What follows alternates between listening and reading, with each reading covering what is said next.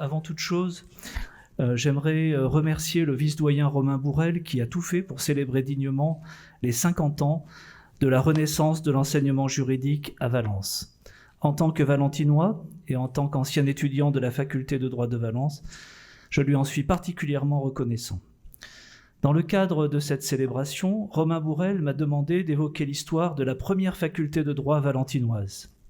Ma spécialité d'historien du droit me confère ainsi le privilège de prendre la parole avant le professeur Geneviève Gondouin, qui va nous parler de notre faculté contemporaine. Cette entorse à l'ordre hiérarchique et protocolaire me gêne évidemment, mais elle me donne l'occasion de rendre hommage, à travers Geneviève Gondouin, à tous les enseignants qui ont permis aux étudiants drômois et ardéchois d'étudier à Valence. Je tiens tout particulièrement à exprimer ma reconnaissance aux chargés de travaux dirigés qui nous ont initiés au mystère du syllogisme juridique, au dogme du plan en deux parties et à l'art du commentaire d'arrêt. Geneviève Gondouin fait partie de ces enseignants qui ont communiqué aux étudiants la passion du droit. J'aimerais croire que nous, qui enseignons aujourd'hui à Valence, sommes animés de la même passion et du même charisme, afin de ne pas usurper le patronage du prince des jurisconsultes, le grand Cujas, dont le portrait orne l'entrée d'un de nos amphithéâtres. De fait, la faculté de droit de Valence a connu une époque glorieuse au temps de l'humanisme juridique. Il me faut parler un peu de cette histoire, mais comme je l'ai déjà fait il y a 10 ans, pour la célébration des 40 ans de notre faculté, je me suis demandé ce que je pourrais dire de nouveau. En effet, les connaissances sur le sujet n'ont pas beaucoup évolué depuis 2011. En y réfléchissant, j'ai réalisé que ce qui a changé, c'est peut-être le regard que nous pouvons porter sur certains épisodes de cette histoire. En effet, la crise sanitaire que nous connaissons depuis 1 an et demi nous a confrontés à la fermeture des amphithéâtres et des salles de cours pendant plusieurs mois. Cette expérience nous rend sans doute plus aptes à comprendre la situation qu'ont vécue les étudiants et les professeurs de l'université valentinoise face aux crises du XVIe siècle. Les guerres civiles, autant que les épidémies, provoquaient alors de longues interruptions des cours, sans possibilité à l'époque d'enseignement à distance. Mais avant de parler de l'âge d'or de la faculté de droit de Valence, il faut revenir à l'origine de l'enseignement du droit dans notre cité. Avant même la fondation de l'université, on sait que Valence a contribué à la science du droit romain au Moyen-Âge. En effet, les établissements de l'ordre de Saint-Ruf ont constitué des centres actifs dans l'étude et dans la copie des manuscrits du Code ou du Digeste. Les chanoines de Saint-Ruf ont donc contribué à la diffusion du droit romain à partir de leur prieuré valentinois de Saint-James et surtout à partir de leur abbaye construite sur l'île de l'Épervière. Cependant, comme l'a indiqué le doyen, l'essor de l'enseignement juridique à Valence ne débute véritablement qu'au milieu du XVe siècle. Il est le fruit d'une décision politique prise par le dauphin Louis II, le fils du roi Charles VII. Le roi a envoyé son fils dans sa principauté de Dauphiné pour le punir et pour l'éloigner de la cour, car le dauphin a pris part à la révolte des grands féodaux contre son père. Une fois installé en Dauphiné, Louis prend son père au mot et se comporte en véritable souverain.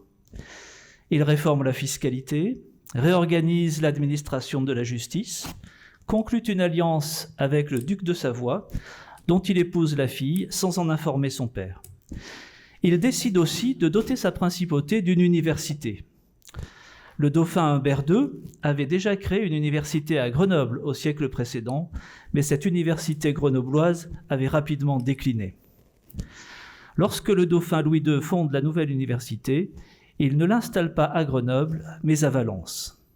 Dans les lettres d'érection de l'université, il explique ce choix en affirmant que Valence est une cité privilégiée par sa situation. En effet, il explique que c'est un lieu remarquable d'une vaste étendue qui se trouve dans une région fertile et où l'air est salubre.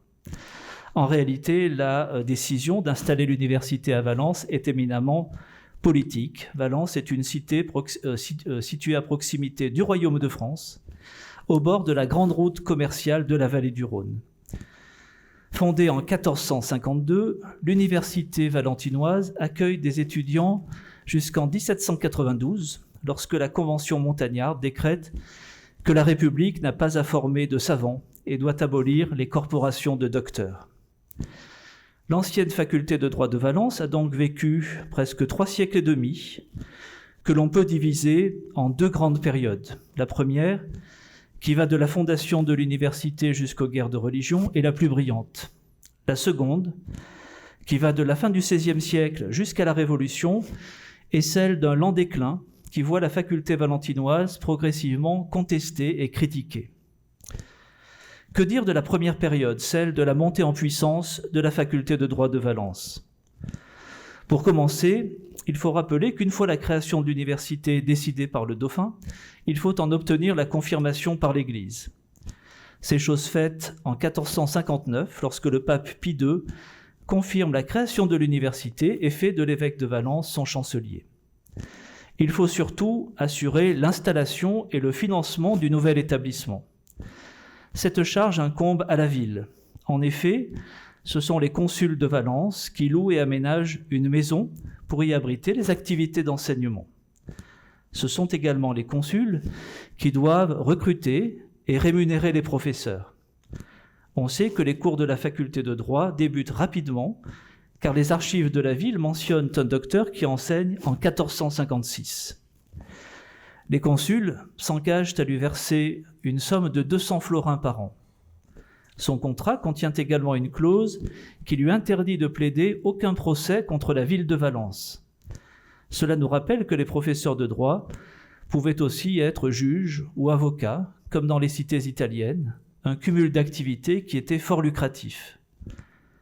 L'université de Valence engage ainsi plusieurs professeurs pour enseigner à l'époque le droit romain et le droit canonique. Elle engage aussi des professeurs pour enseigner les arts libéraux, la théologie et la médecine. Cependant, la faculté de droit connaît un développement nettement supérieur aux 3 autres facultés, surtout à partir du début du XVIe siècle.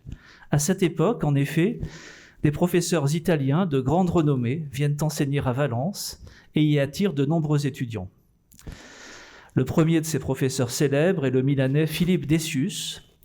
Ayant dû fuir l'Italie, il s'installe d'abord à Bourges, avant d'être appelé à Valence par le roi Louis XII, qui lui octroie un office de conseiller au Parlement de Dauphiné. L'université de Valence accueille d'autres professeurs italiens, mais également des Français. Après avoir étudié en Italie, le valentinois Antoine de Dorn rentre ainsi dans sa ville natale pour y enseigner le droit. Il s'y fait aussi construire une résidence, la fameuse Maison des Têtes. Le développement de la faculté de droit est illustré par la création du premier collège à Valence en 1541. Dans les universités médiévales, les collèges étaient un peu l'équivalent de nos résidences pour étudiants. À Valence, c'est un chanoine de la cathédrale, Pierre Morel, qui fonde le premier établissement destiné à accueillir des étudiants originaires des différentes villes du Dauphiné. Il est remarquable que le fondateur ait posé comme condition que les étudiants rejoignant ce collège se consacrent exclusivement à l'étude du droit. En 1544, c'est le professeur languedocien Jean de Corras qui accepte de venir occuper une chaire à Valence, à l'invitation de l'évêque Jacques de Tournon.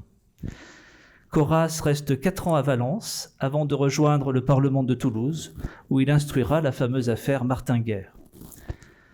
Dans le sillage de la Renaissance, le XVIe siècle est marqué par l'essor de l'humanisme juridique. Ce courant doctrinal se développe particulièrement au sein de l'université de Bourges, où enseigne le Milanais André Alcia. L'université de Valence cherche à rivaliser avec Bourges en attirant des professeurs renommés ou ayant un profil prometteur. Valence est aussi en concurrence avec Grenoble, où le gouverneur a rétabli une université en 1542.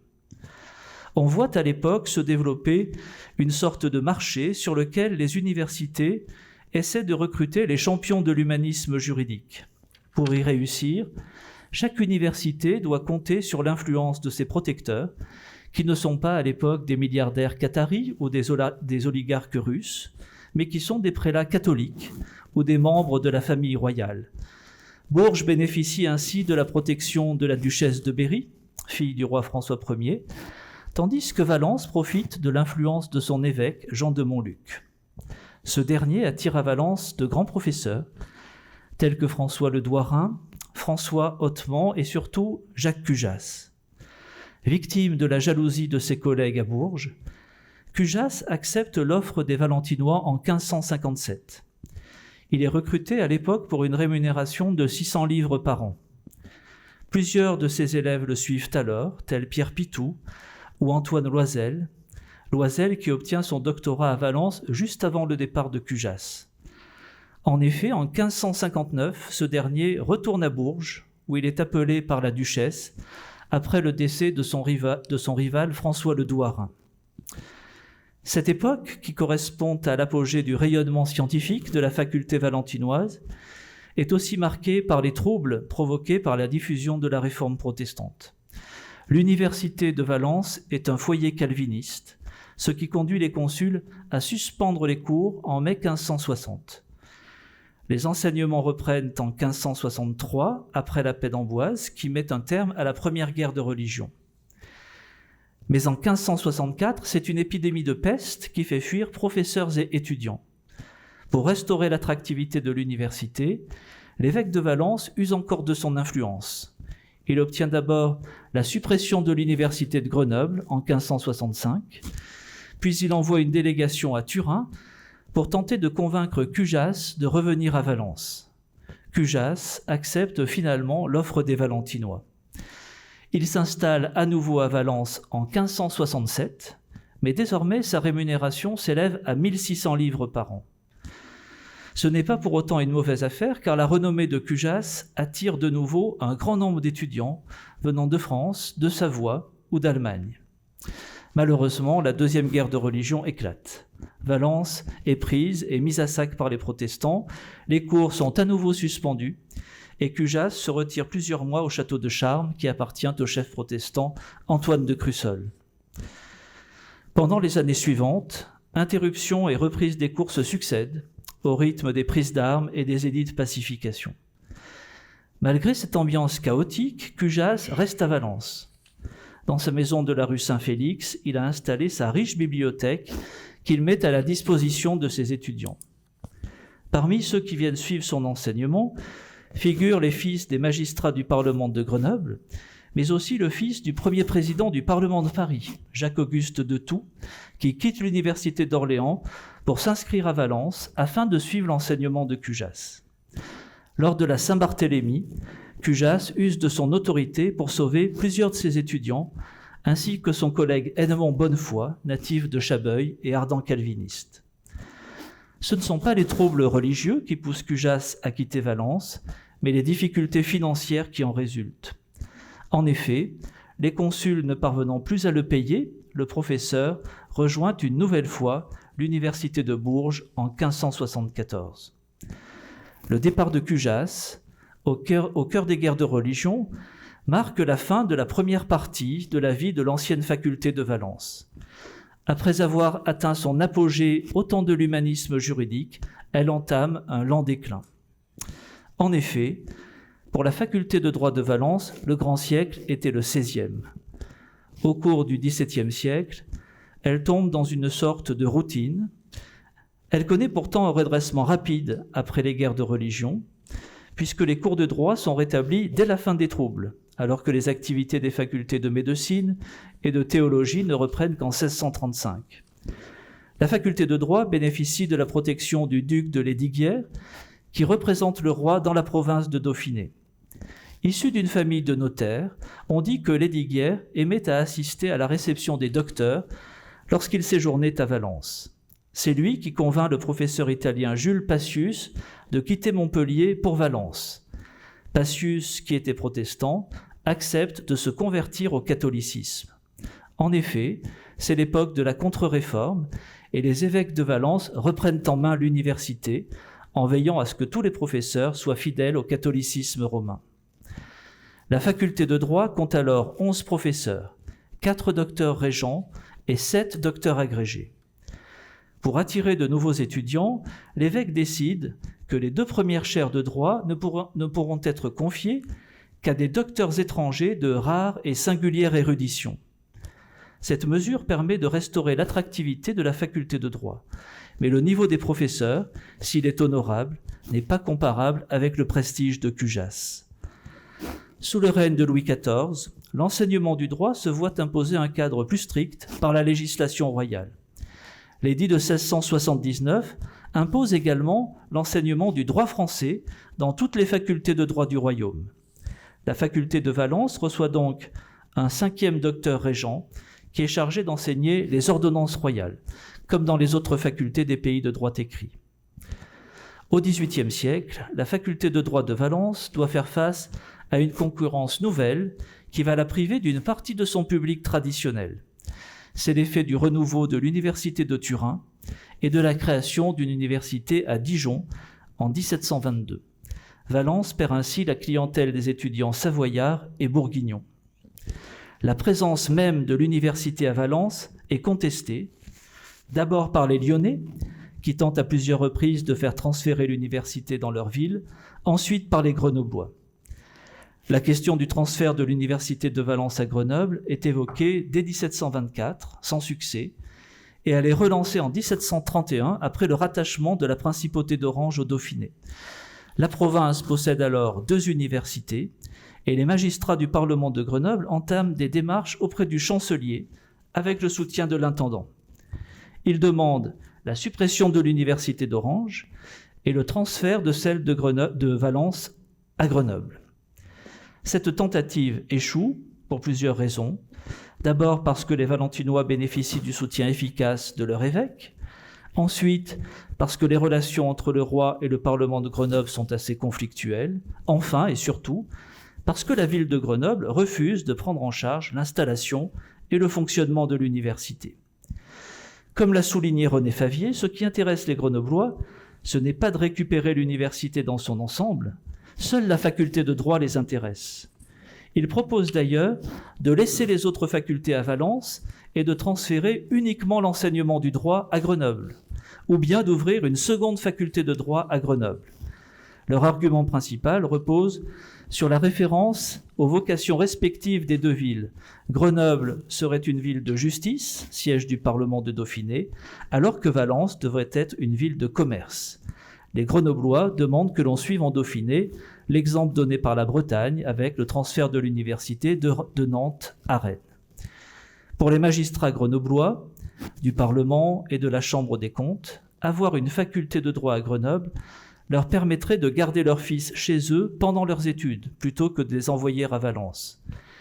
Ils parviennent à leur fin en 1744, lorsque le Parlement autorise un particulier à donner des cours de droit à Grenoble. La faculté de Valence perd ainsi le cœur de sa clientèle traditionnelle, puisque la future élite judiciaire de la province étudie désormais à Grenoble, avant d'aller s'inscrire à Orange pour passer les examens qui sont de simples formalités. L'évêque de Valence, dénonçant la trahison des Grenoblois, explique que leur argent aplanit tout lorsqu'ils vont prendre leur grade à Orange. La querelle entre Grenoble et Valence affaiblit considérablement la faculté de droit valentinoise. Le renouveau que connaît l'université de Valence à la fin du règne de Louis XV n'est d'ailleurs pas porté par les juristes, mais par le dynamisme retrouvé des facultés des arts et de théologie. Lorsque la Révolution éclate, la faculté de droit de Valence perd ses derniers étudiants.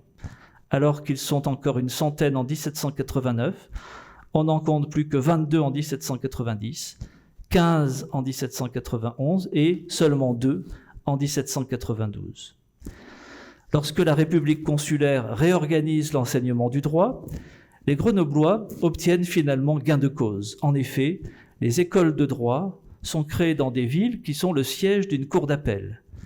C'est donc à Grenoble que le Crestois Claude Planel occupe une chaire de droit civil après avoir enseigné à l'université de Valence jusqu'en 1792. Comme lui, les Drômois doivent prendre le chemin de Grenoble pour étudier le droit.